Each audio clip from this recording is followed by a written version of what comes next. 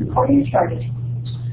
Okay, so we are picking up today looking at some of the things that are taking place in the 19th century that are leading to division in the Restoration movement. And there are some things that it's not just a matter of theology.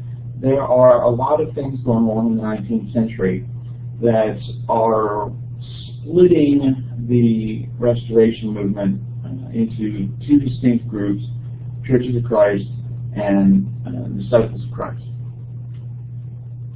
And largely this split is taking place among economic class lines as well as regional lines. That does not mean, of course, that everyone that is joining the disciples is northern and middle class, and everyone staying with the Churches of Christ is lower class and southern. But predominantly, the fissures that are taking place are happening along these sectional and these class lines.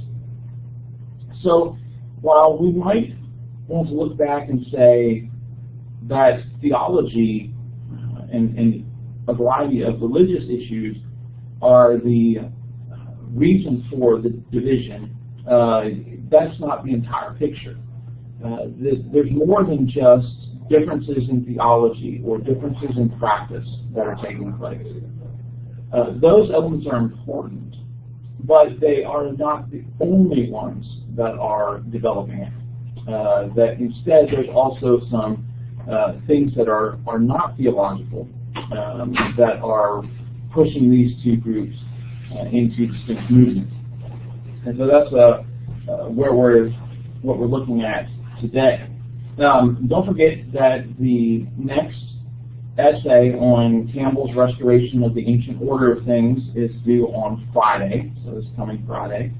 And the essay, the critical review essay on Alexander Campbell's The Christian System is due on March 3rd, so a week from Friday. So make sure to be keeping up with those.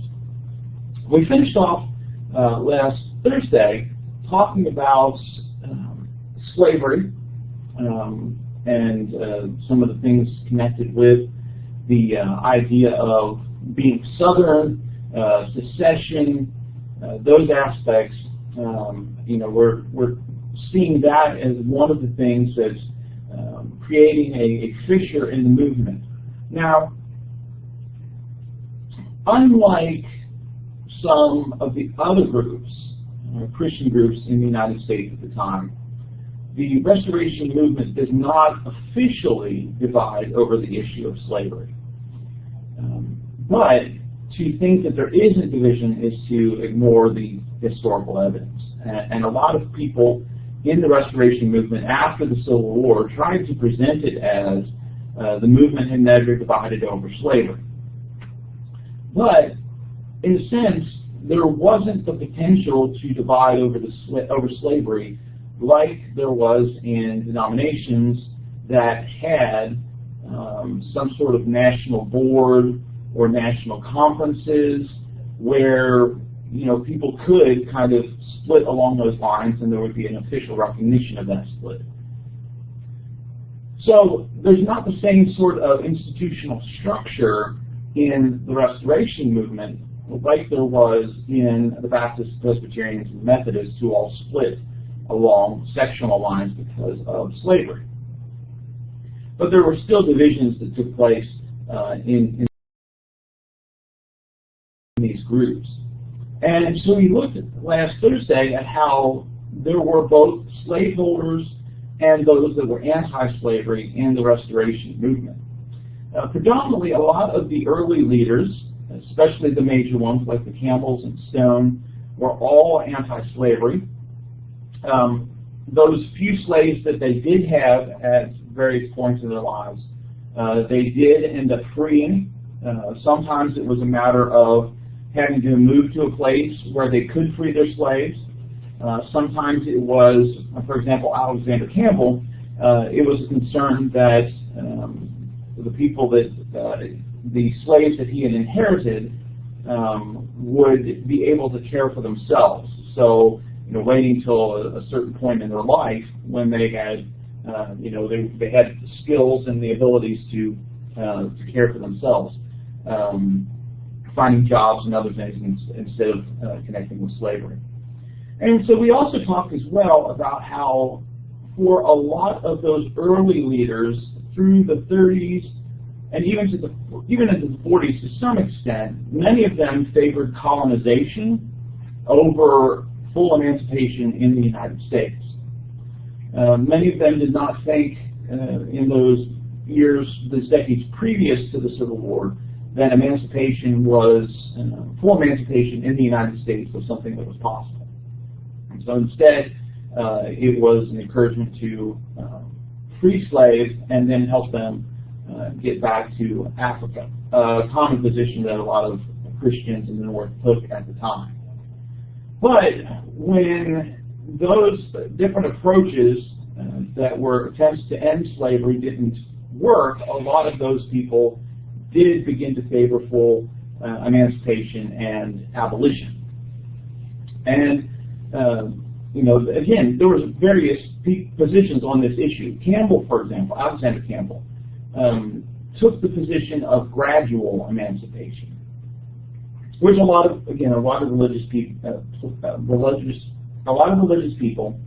and Congress people, governmental officials in the North took this position of the United States government providing slave owners with money to free their slaves to compensate them for the lost labor.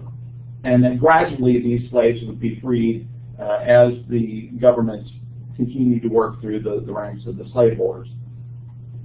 Not something that a lot of slaveholders were necessarily interested in the South, so it never really got any place in Congress because of stubborn opposition to it. But it was a position that a lot of people had, believing that immediate abolition would cause a whole host of problems, and so you gradually free them over the course of several years, several decades.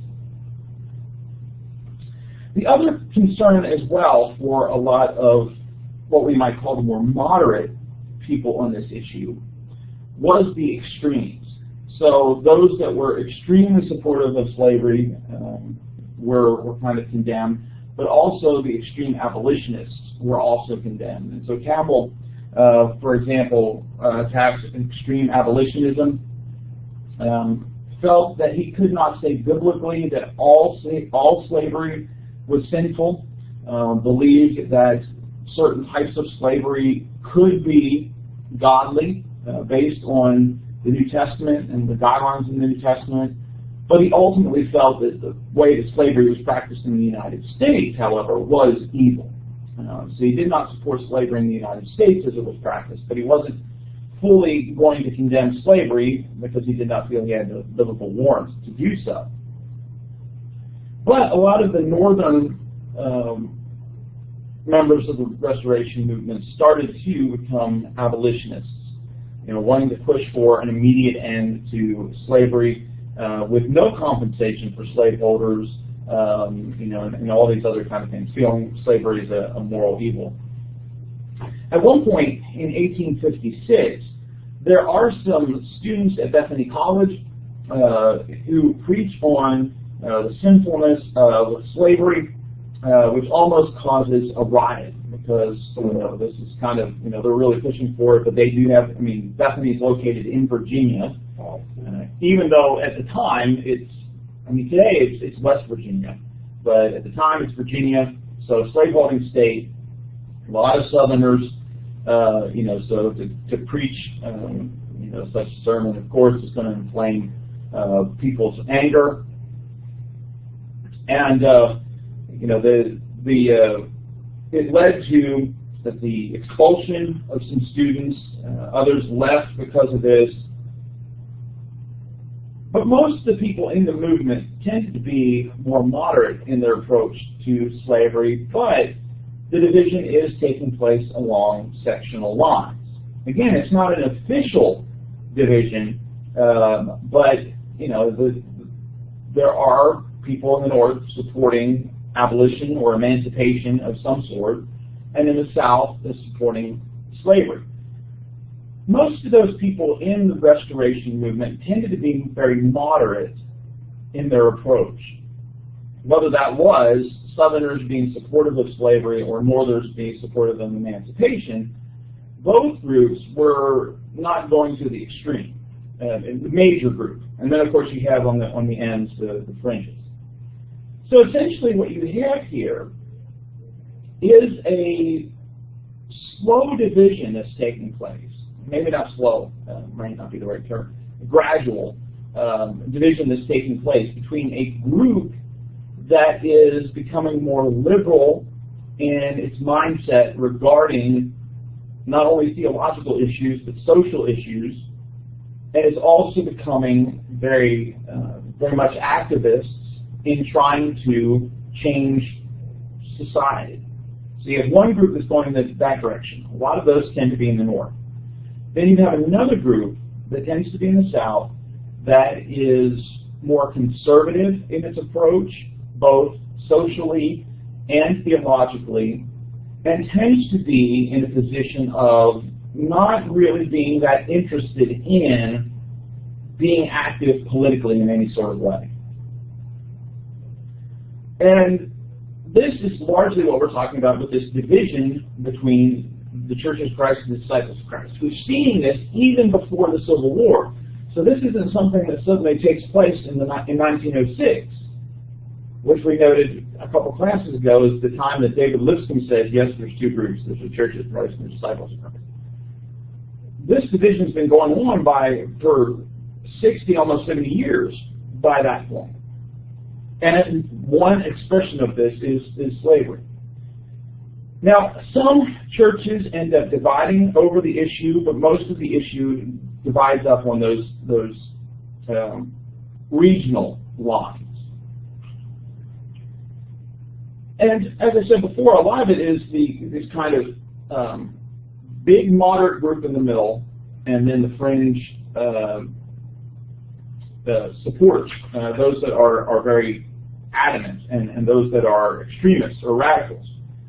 And in fact, because of the moderate stance of leaders like Campbell, a lot of those radicals end up kind of leaving the movement, feeling that the Restoration movement isn't addressing this issue properly.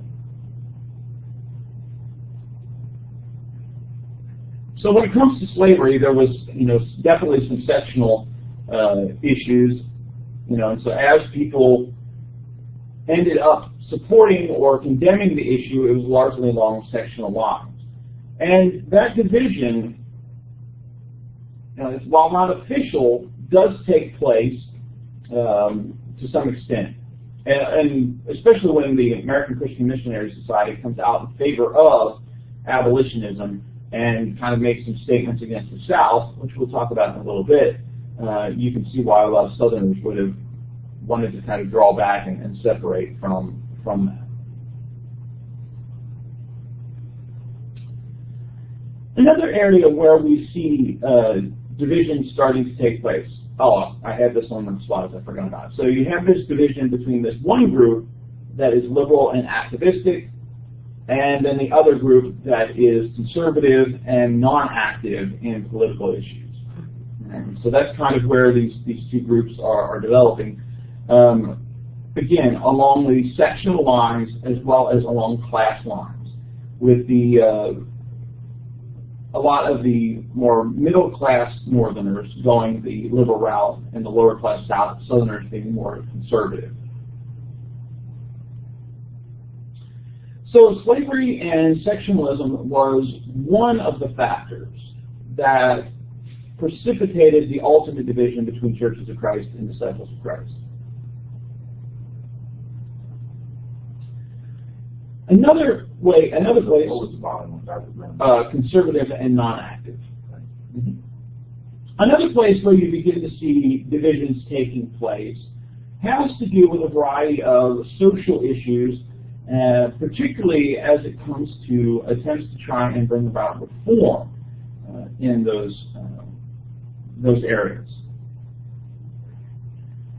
So one of those areas, we talked about last class before, about how there was a lot of interest among Protestants, particularly evangelical Protestants in the 19th century, of living out their faith in pushing for social reform.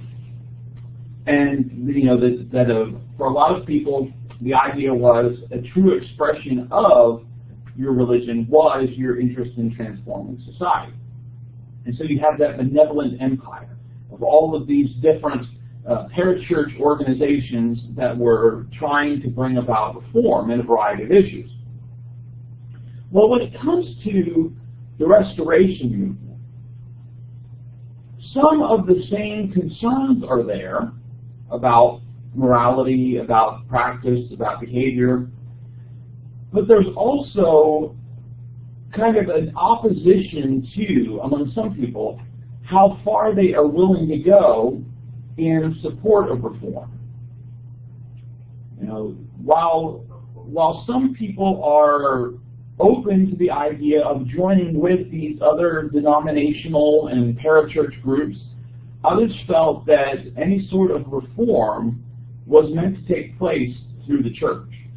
And the church was God's engine for reform, so to speak. And so you have a variety of divisions here over these issues. So one of the major issues, especially in the first part of the 19th century, well, even the entirety of the 19th century into the 20th, was the issue of alcohol. Lots of concerns among Christians about the prevalence of the consumption of alcohol.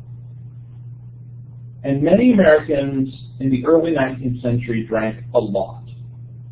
It's estimated, so for example, one estimate is that in 1823, the yearly consumption of alcohol amounted to 7.5 gallons of liquor per person. Now that's a lot of alcohol. And obviously, not everybody is drinking that alcohol. So some people are drinking, quite a bit of alcohol. So you can understand why there would be a continual concern about alcohol. Now certainly there are some who are supporting the idea of drinking in moderation. So most groups across the board, denominations, would say that drunkenness is sinful. But while some said, drinking in moderation was fine, others began to be concerned about the impact that alcohol was having on people. So that could be some of the health issues. Now certainly they didn't understand the entirety of what we understand about what alcohol does to the body these days. But they did see how when people got drunk, they often tripped, fell, hurt themselves, had that kind of health experiences. Others, there were other things as well, the domestic violence that was sometimes attended with alcohol, so that men predominantly getting drunk, going home, being abusive to their spouse, being abusive to their children. Again, certainly not understanding, all the facets of alcoholism or laying it out like what we see today. But this recognition of people that drink often engage in other behaviors that are just as much of a problem. Plus, there was also the concern about the number of immigrants and lower class individuals who were the ones that were drinking a lot of the alcohol, and so they already have little wages, and they're spending so much of it on alcohol. Right? And so there's all sorts of issues that are connected with alcohol, and we can understand why there would be such a reaction by people of trying to limit the sale and consumption of alcohol, let alone trying to get rid of it. The Restoration movement had a little bit of a division over this. The editors of most of the religious journals in the Restoration movement largely encouraged total abstinence. abstinence, or what was known as temperance. Others, however, supported moderate drinking, just like what we see in the United States at large. But many of the leaders, including Campbell, were supportive of efforts to try and prohibit the manufacture and sale of alcohol. They felt that that was the direction that should be taken. And so many of the disciples throughout the 19th century gradually supported the temperance movement, the movement to try and, at the very least, limit the amount of alcohol that somebody would drink, at the most, trying to prohibit the sale and consumption of it entirely. Another issue that a lot of people began to be concerned about at the time was the use of tobacco, whether smoking or through dipping or whatever else. Doesn't appear to have been as much of an issue in the 19th century for the disciples as alcohol. Now, we certainly understand again more today about the health effects. So there wasn't that much of a concern in the 19th century about what the consumption of tobacco in various forms would do to you.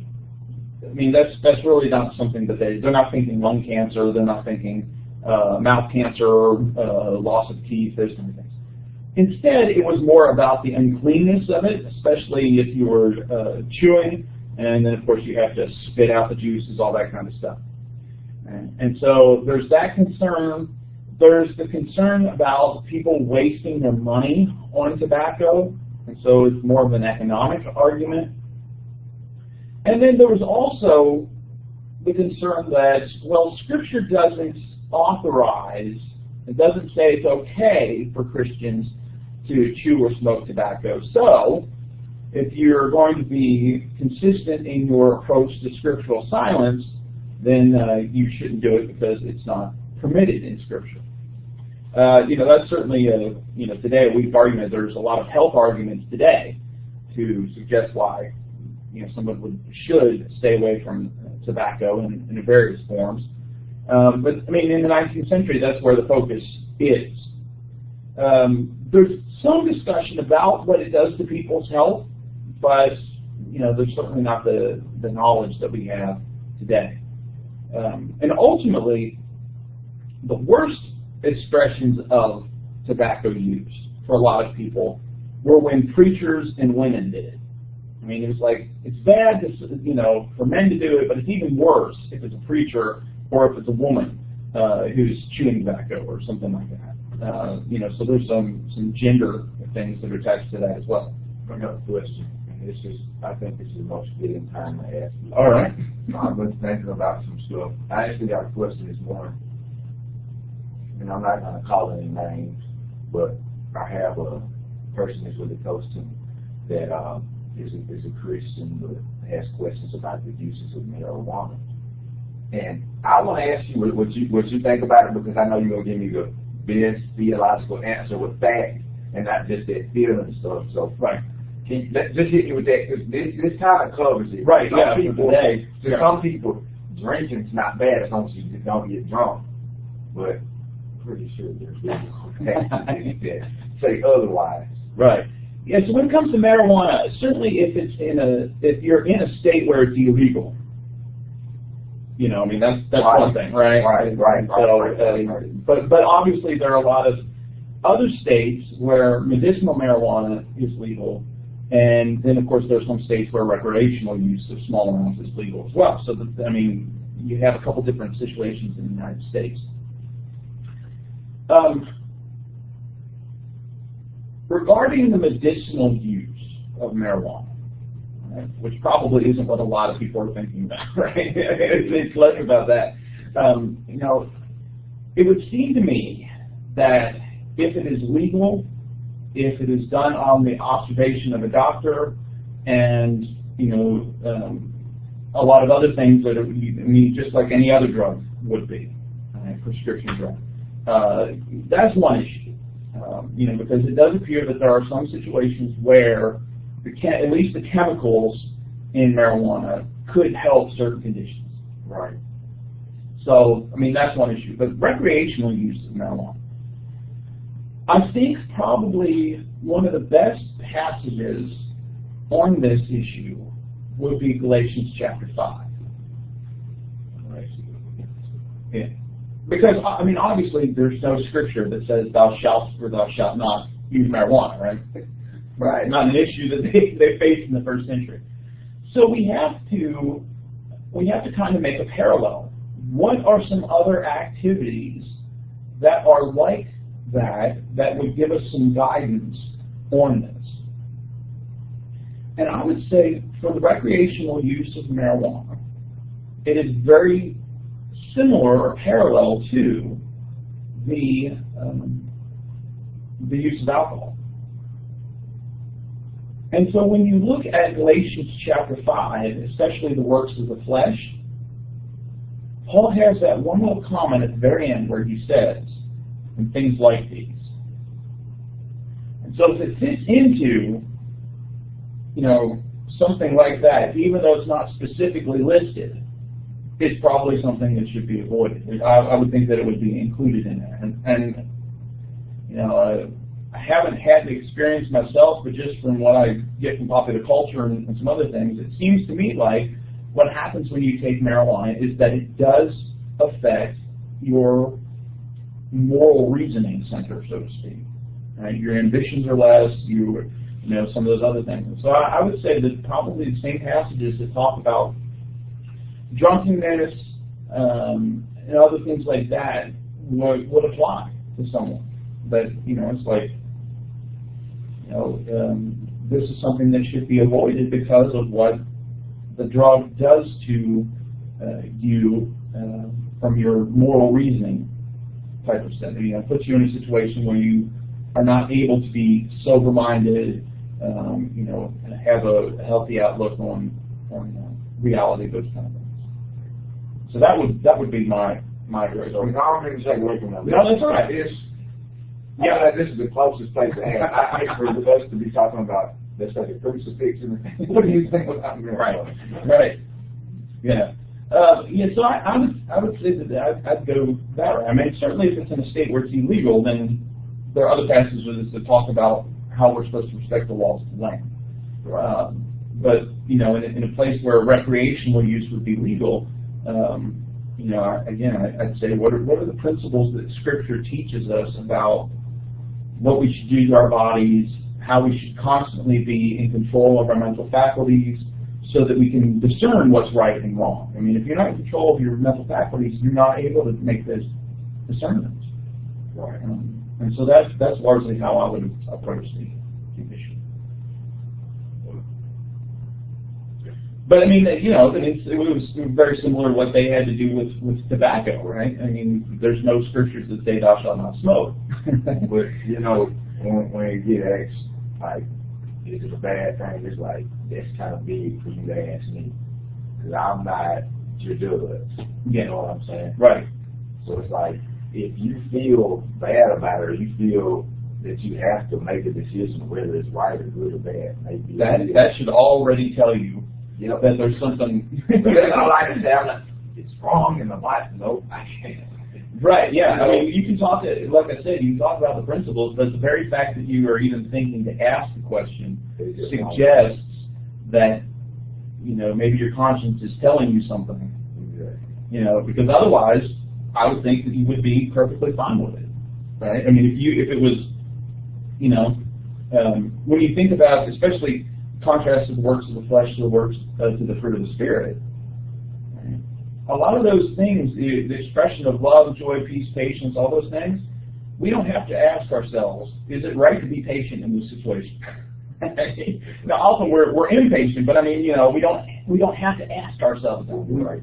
Our consciences, don't bother us because we know, hey, it's the right thing to do to be loving to somebody.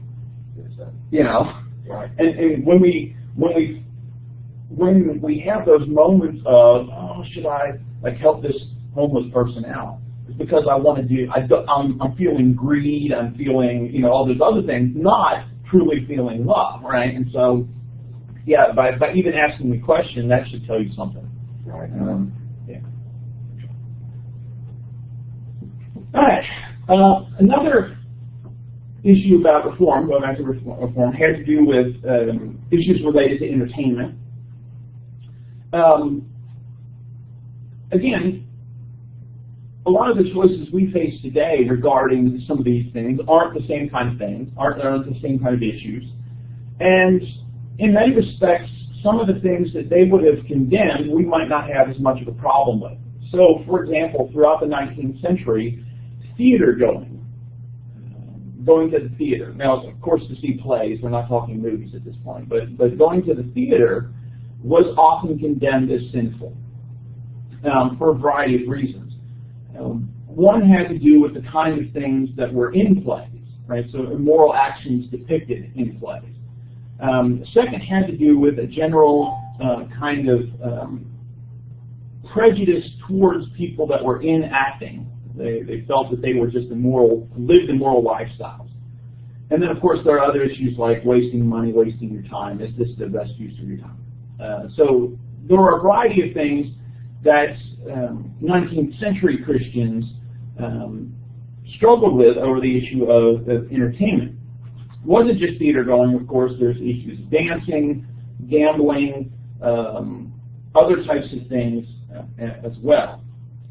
Often, a lot of those things were considered to be, for the most part, for the early 19th century, they were among Restoration movement leaders, were considered to either be frivolous, you're wasting your money, or sinful. Right? So a lot of what we would call entertainment was usually things that were discouraged, if not outright condemned. Now, there was some variation by region as to what was sinful and what was to be avoided. Right? Some people might think, well, that's sinful, and other people might think, well, that's just something we shouldn't do, but it's not necessarily sinful. Additionally, there were differences among churches as to what kind of impact the church could have on somebody that was involved in those things. So if you had a member that you knew frequented the theater, some churches might discipline that member, either by encouraging them to repent, or if they would not be repentant, excluding them from membership. So some churches might be like that. Other churches might not have taken as harsh of a stance on that. But especially in the North, as more and more members of the Restoration movement became more affluent, became more middle class, some of those things that were originally forbidden are not as much of a problem now. And often going to the theater moves from being a sinful practice to being something that's fashionable. Right? So if you live in a city, you're middle class, that's what you do. You go to the theater. That's what it's an expression of where you are in society.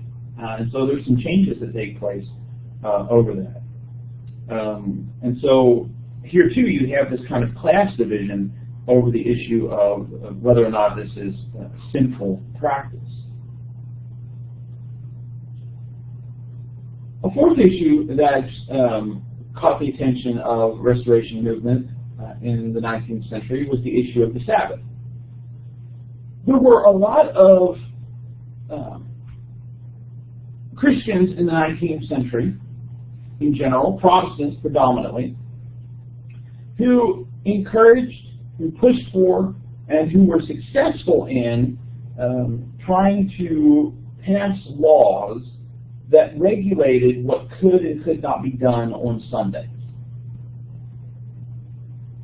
And so there was this concern among ministers, especially in the broad United States Christian culture, that there should not be any sort of secular activity on Sunday, that it should predominantly be religious activity. And so ministers preached that in the congregations, but they also encouraged governmental officials to pass that as legislation.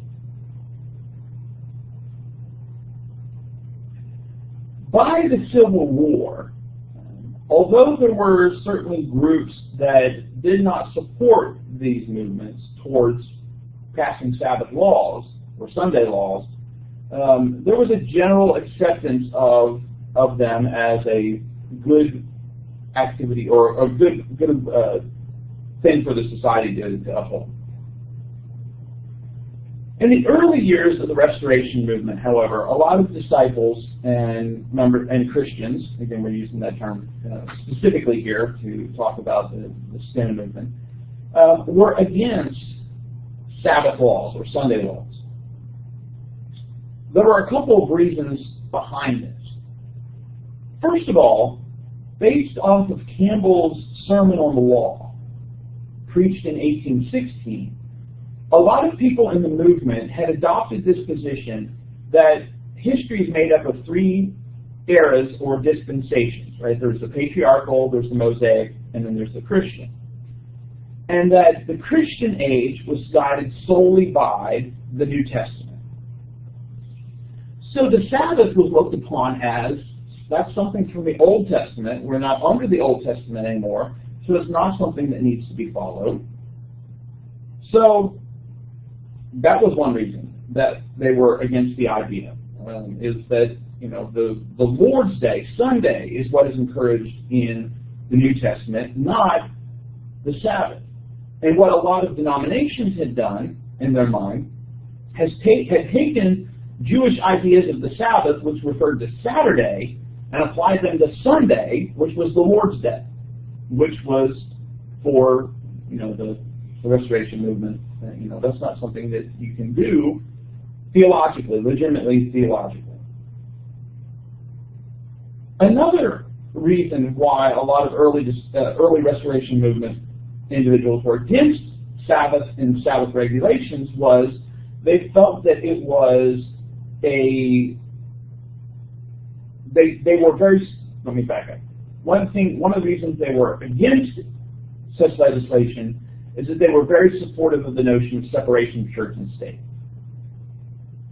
So they did not feel that the government should be regulating religious practice in any sort of way, even if they might have agreed that people should be focused on religious activities on Sundays.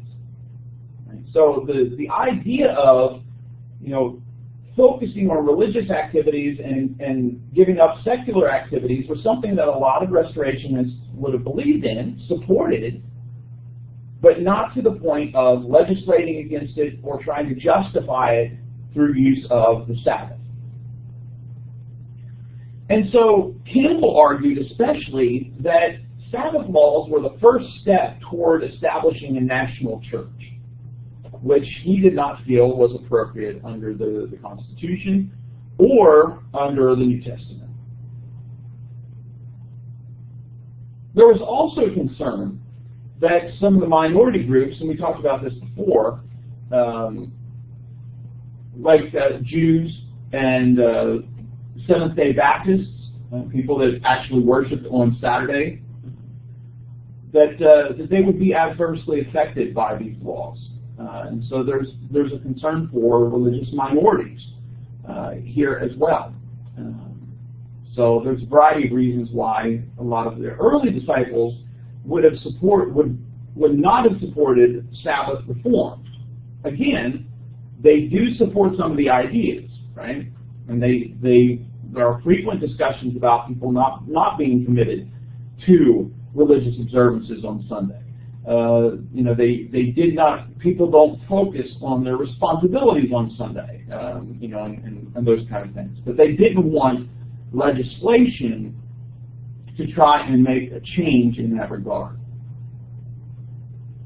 By the 1840s and 50s, however, more and more northern leaders, those that are tending towards the disciples of Christ's side, are more supportive of legislation. So they are becoming more supportive of political involvement in this religious sphere. And so again, just another one of those places where you see this division taking place along these kind of regional lines, these class lines. A fifth issue coming up in all of this has to do with marriage and divorce. Divorce in the 19th century was largely uncommon. It did not take place frequently in general. But especially among the frontier, there were a lot of people involved in various forms of sexual immorality. And so those marital problems, those sins did exist, but divorce was uncommon. Some early Christians, those coming from the Stone side of the movement, tended to even discourage marriage to an unbeliever. And so there's not only a concern about divorce, there's also the idea that that unbelievers shouldn't get married, that a Christian shouldn't marry an unbeliever. In some places, you can be subject to church discipline for it, meaning that if you married an unbeliever, the church could exclude you from membership. However, a lot of churches didn't do that. I mean, they discouraged it, but they didn't actually exclude anybody from membership. For a lot of people, a marriage was scriptural if it was according to the laws of the land. Right? People that were eligible to be married, that were married in appropriate ways, and their marriage was recognized by the state. Divorce, on the other hand, although it was uncommon, was to be practiced by, according to Matthew 19, where the only exception for breaking the marital bond outside of death was sexual immorality, and that one of the partners had engaged in some sort of inappropriate sexual behavior, like adultery.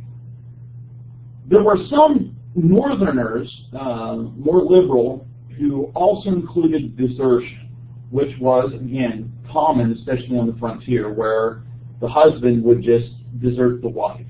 Sometimes it happened the other way around, where the wife would desert the husband and kids. But for some people, it's only 1919, right? Fornication, sexual immorality. That's the only reason you can divorce somebody. For Northerners, they also included desertion. Right? So if your spouse abandoned you, you could scripturally get remarried as well.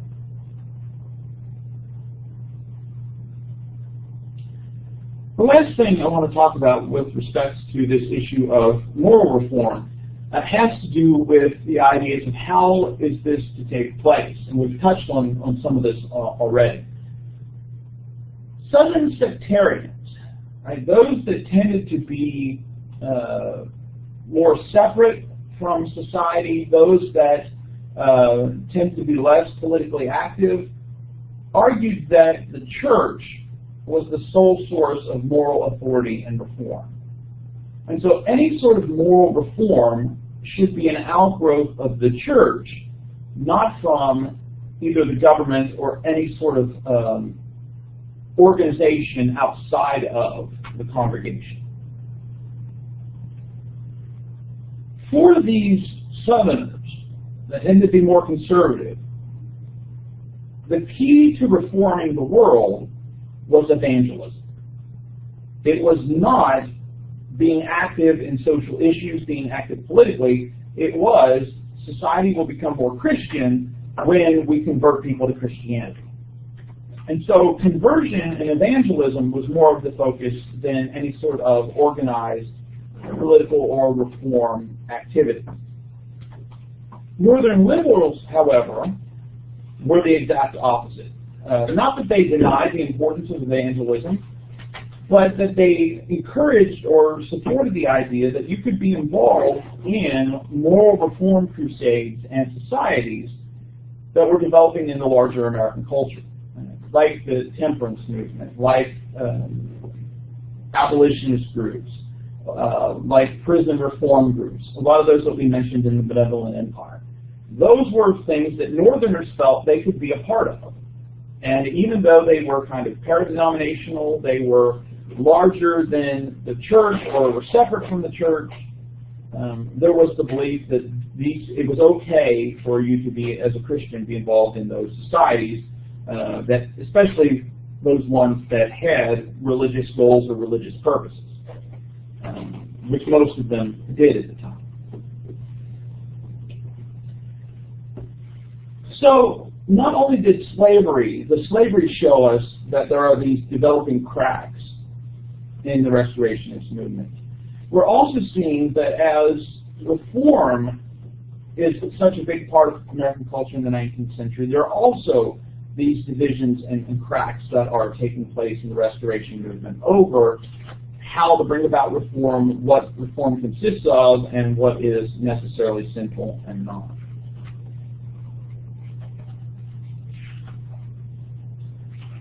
The Civil War, of course, played a substantial role in deepening those divisions.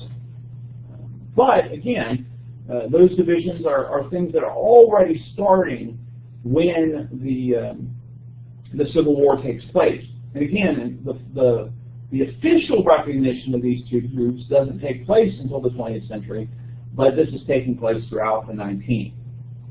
Another one of the issues that is also putting pressure on the Restoration movement has to do with Christian support of warfare, especially related to any sort of national cause. Are we post-Civil War now? No, this is still pre-Civil War. Pre-Civil, okay. Yeah. So we've kind of backed up a little bit to kind of talk about how does the Restoration movement experience some of those things that we talked about in the 19th century. Yeah, we're a little bit off the outline now. We've taken.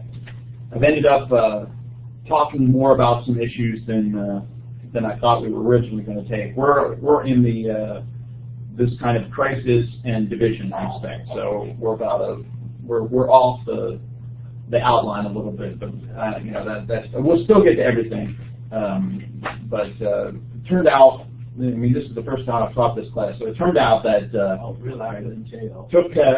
I'm taking a little bit longer on some things. I thought, we'll just need one class on that. No, we actually need 2 classes on that.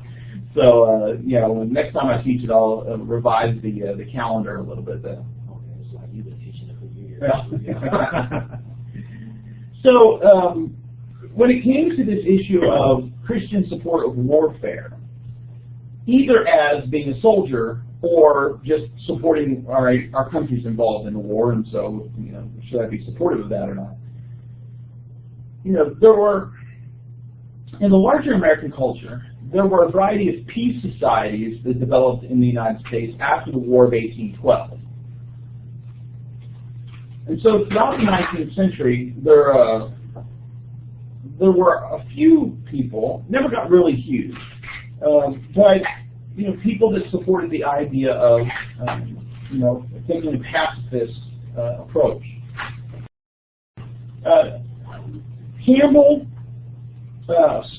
Alexander Campbell, Stone were pacifists.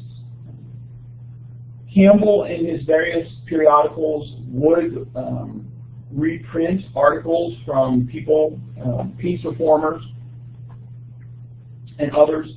Barton W. Stone was also someone that was pacifist. He believed, for example, that war alongside of slavery were 2 great evils in American society and just in existence. During the war with Mexico in the 1840s, you begin to see some of this division between people that are supportive of this war and people that are pacifists or are not supportive of this war. Largely, those that were pacifists about the war or were condemnatory of the war tended to be in the Northeast. They were not people that lived in those regions that were under context, right? And so they're not people that live in Texas, they're not people that live in the Southwest. Those people tended to be supportive of the war, especially those that were American citizens living in those areas. Campbell, in kind of continuing his pacifism, emphasized the example of Jesus and encouraged people to recognize that the example of Jesus, the kingdom of Jesus, was not of this world. So, for him, Christians should not be involved in warfare. Walter Scott, another one of those 19th century leaders we've talked about, he too took a more pacifistic stance. He actually encouraged people that they should express and experience empathy for the enemy, kind of recognizing the humanness of it. On the other hand, there were members of the Restoration movement that were supportive of the war. They participated in it. Some of those even saw the war as a Christian war. Although a lot of people in Mexico were Catholics, so that too shows some anti-Catholicism of recognizing, oh, that's not a Christian movement.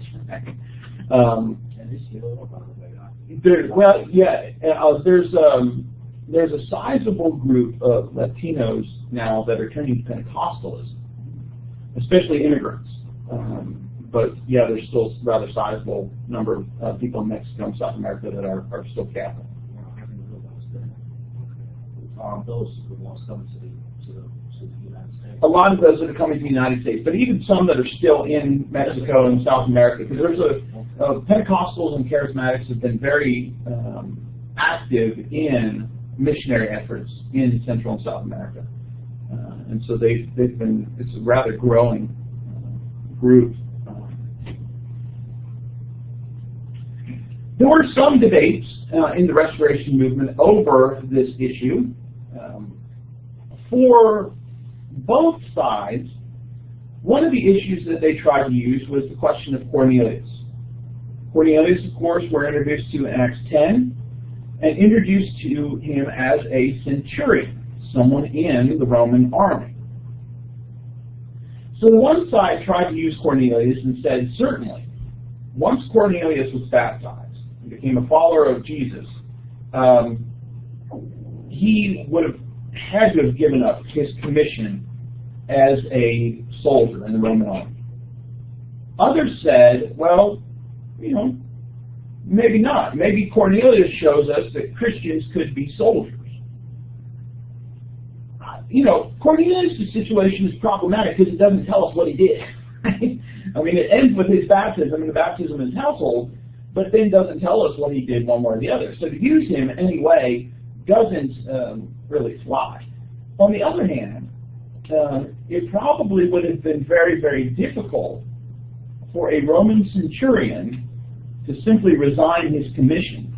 It's not the same as what you have with a volunteer army like today, where you have a little bit more flexibility about, resigning your commission. So I think Cornelius was a little bit of a complicated issue. So it was very problematic to try and use that. But I mean, there are not many other passages in the New Testament that talk about soldiers. The only other one, as far as actual soldiers, there are certainly passages that talk about how Christians are like soldiers or are engaged in spiritual warfare. But you have Cornelius, and then you have the soldiers that come to John the Baptist and ask him what they should do. And John tells them to accept their wages, and not oppress anybody. He doesn't tell them not to be soldiers. Would be another place where you could kind of argue a little bit one way or the other. So, essentially, most of the leaders of the Restoration movement appear to have been moderate pacifists up to the Civil War, even though there were a lot of other members of the group that were supportive of a variety of different wars and actually participated as soldiers. So it's not a clear one side or the other. You do have this kind of division. And here too you also have some slightly divisions on regional lines, but not as extensive as some of the other issues we've looked at, which leads us into talking then about the Civil War. One of the clearest things about the Civil War is that those early leaders that are still alive at this point push for that no matter what happens, the movement needs to remain united. North and South, disciples, Christians, whatever we're going to call each other, we need to remain united. We cannot divide over the issue of civil war. So Campbell certainly encouraged people in the North. He encouraged the North and South. You know, how many people were actually reading this journal, of course, but he's trying to convince both North and South to seek arbitration. Instead of engaging in an armed conflict, is there not a way where people can sit down and talk about these issues and come to some sort of conclusion? So you have a sizable group of neutrals. Some of those neutrals were pacifists and believed that Christians should not be involved in warfare. Others simply did not take a position supporting the North or the South. They weren't necessarily pacifists, but they did not want to take a side. They wanted to maintain unity in the church. Others, usually the sectional influence had a big support for it. So that people in the North tend to decide with the Union, people in the South, out of the Restoration movement, tend to decide with the South. And certainly there were militants on both sides. Walter Scott, who had been largely a pacifist when it came to the war with Mexico, just 12 years earlier, 13 years earlier, had encouraged empathy for the enemy. But when the Civil War comes, Scott is very supportive, very vocally supportive of the Civil War, especially the idea of forcibly preserving the Union.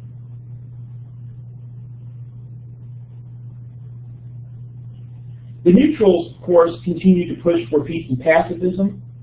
They tended to be in that kind of middle region of the country, what are frequently referred to as the border states or the mid-Atlantic states. So you have Northerners supporting the Union, Southerners supporting the Confederacy and secession, and then this broad group in the middle that are trying to hold everybody together. And again, some of it was, wanting peace or supporting pacifism. Right? That continued idea of Christians are not of the world, they shouldn't be involved in the things of the world, so don't get involved in the sins of the nation. Even though, again, a lot of those leaders are anti-slavery, they did not believe that you should get involved in the war. Others were practically neutral. War was bad for the nation. Right? It would be bad for the church as well. So they're not pacifists. They're just against the Civil War. Others were pacifists because they believed Scripture taught pacifism. So Alexander Campbell is leading the neutrals, he's leading the pacifists, but he's getting older. So Campbell was leading. He's on the pacifist neutral side. Okay. And he's trying to encourage others to take that same position, but and while there's many that are doing that, a lot of others are not. Additionally, a lot of those leaders, like Campbell himself, who are neutrals or pacifists, they have sons in the war. Right? So they're pacifists, but their children, who are of age, are serving as soldiers. So, even in families, there's division over this. But again, most restorationists reacted the way everybody else reacted. If you were in the North, you tended to support the Union. If you were in the South, you tended to support the Confederacy. So there were many young men from the Restoration movement who served as soldiers. Some of them served as chaplains to the various armies in the Civil War. Some of the neutrals too. No, some of their children. So the neutrals tended to be those older generation, but their children. Children served as chaplains on both sides. Well, yeah, some of them were, well, not so much chaplains to both sides, but you had some chaplains in the Union that came from this group, and some chaplains in the South that came from. Yeah, not a lot, but most of them tended to be soldiers, one way or the other. Now, were the chaplains that served them, were they biased to that side? Yeah, they tended to be the same kind of thing. Your chaplain. I mean, there were a few. There were certainly some that served as chaplains who were still wanting to see the society, not turn to warfare, but a lot of them tended to be supportive of the Union cause or the Confederate cause, depending on where they were. What further aggravated the tensions were the policies of the American Christian Missionary Society. Now remember, this group had developed in the late 1840s as a larger institutional group that was supposed to bring about the cooperation of churches, especially in the context of missions. So the organization itself was supposed to be about cooperation. But there were a couple of things that took place in American Christian Missionary Society meetings that inflamed the sectional tensions. At this point, the ACMS, let's just abbreviate it there instead of having to say that every time, the ACMS is the only national organization in the group. There are no other national boards, national other types of institutions like you'd see in denominations that are kind of holding this together. So this is the only national group, and so how that goes is how it's going to affect a lot of these other situations. In 1861, as the Civil War is getting underway, several people from the Union side come to the annual meeting dressed in their new Union uniforms. Right? So these are people that are soldiers, so they come to the meeting in their uniforms, even though this isn't it's not that type of meeting. One of those includes Colonel James Garfield, who will eventually become President of the United States. Yeah, so he's one of the people. The only president directly from the American Restoration movement. He was assassinated after only like a month or two in office. Lyndon Johnson also had some Restoration movement background, and so also did Ronald Reagan. They were not members of either the Disciples of Christ or the Christian churches or the Churches of Christ at the time they became president, but they either grew up in those movements or had parents that were in those movements already. So Garfield was the only one to directly come from, he was coming from the Disciples to become president. There have been a lot of senators, representatives, and others as far as president. So he's there in 1861 in his uniform along with these others. Okay, so he was a Union soldier. He was a Union soldier. Okay. Well, one of the things that comes up in this 1861 meeting is that people in support of the Union wanted the society to pass a resolution suggesting that they were in favor of the war, that they were supportive of the war. Essentially, supportive of the war from a Union side, right? Because he could be supportive of the war from the other side. But they wanted the society to come out and say, we are in support of the forcible preservation of the Union through military effort. Right? And so they're trying to get this resolution passed.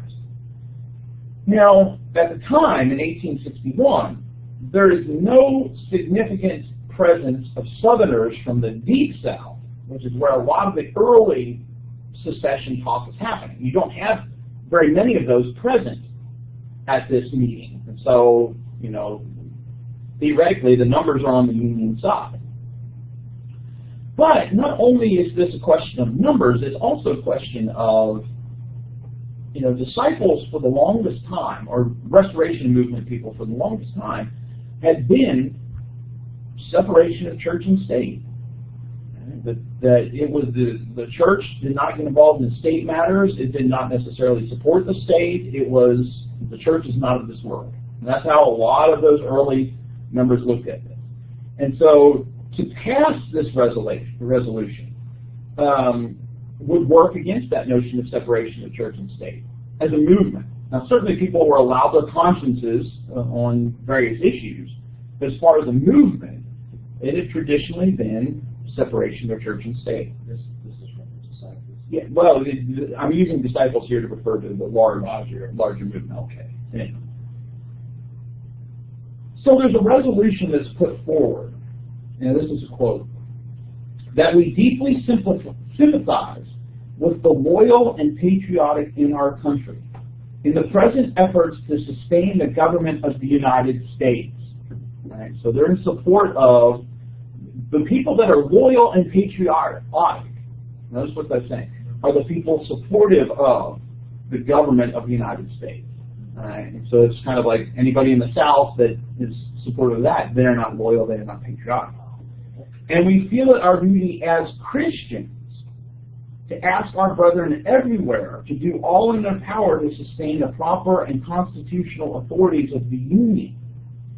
So essentially saying, if you're supporting the South, you could not be a good Christian in their minds. Now, certainly we might say, well, there are other reasons why, maybe it's a question.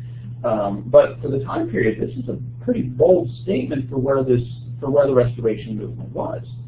To look at your brothers and sisters across the line and say, you're not good Christians if you are supporting the South, or that you have to support the North.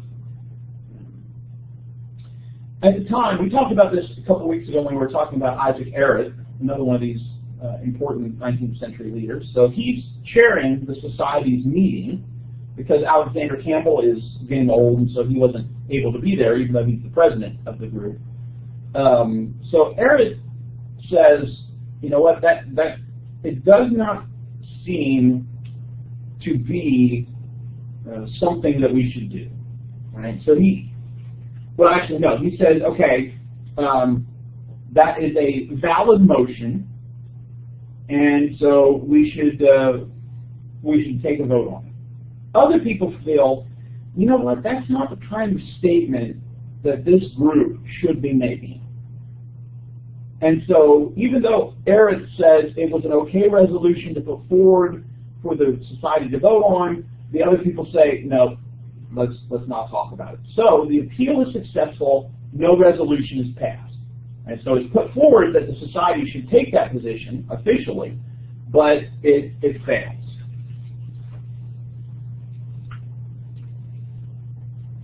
However, there was evidently an expectation that it would fail.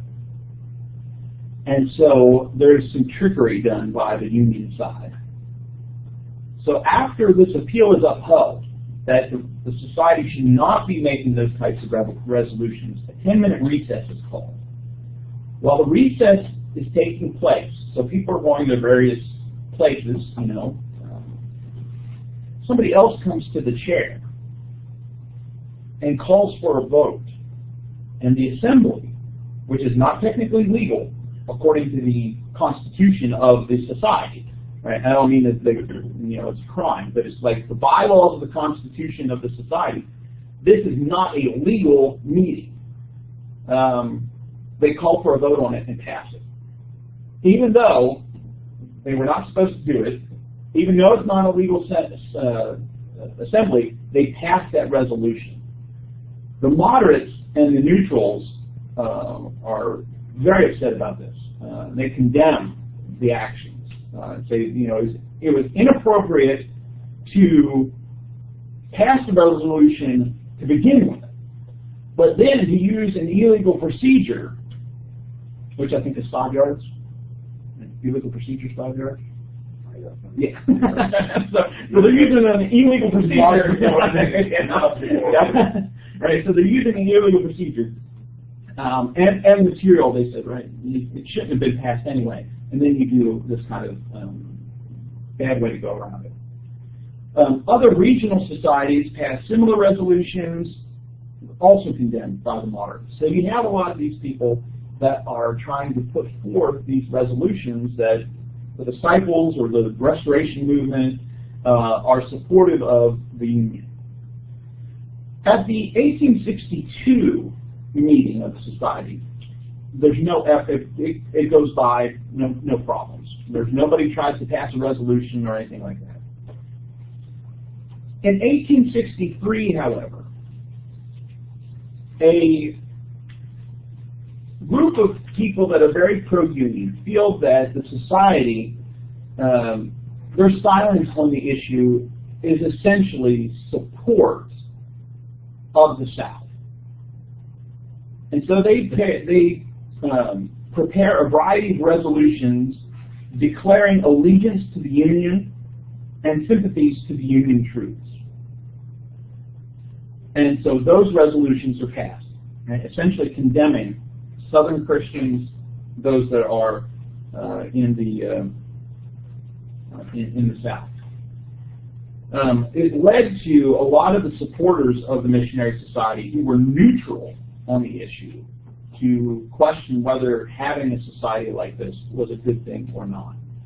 And so you see a division taking place here between some that are starting to say, you know what, this society, we shouldn't have even started it, and others being very supportive of the Society's continued activity. Ultimately, a lot of this, of course, ends in some regional division. People begin to rally around their regional leaders. What religious papers are coming from the South, people are really supporting the South, are really supportive of. People in the North are really supportive of Northern papers, etc. In the North, there's also a movement towards more of developing a denominational structure. Out of this, in the South, there's more of a push for autonomy, believing that here you have this kind of national group, which isn't supposed to be any sort of official group uniting the churches. Right? That they're trying to stay away from denominational structure, yet it is acting like a denominational institution. In the North, very supportive of that move. The South, no, congregations need to be autonomous. And then you also see kind of the Northern Church, again, moving towards social action, while the Southern Church being more separatist. Questions or comments?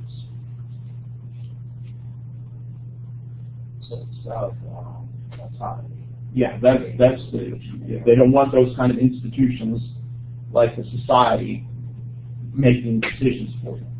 And that's A-U-T-O-M-O-N. Yes. I had to think about it. Yes.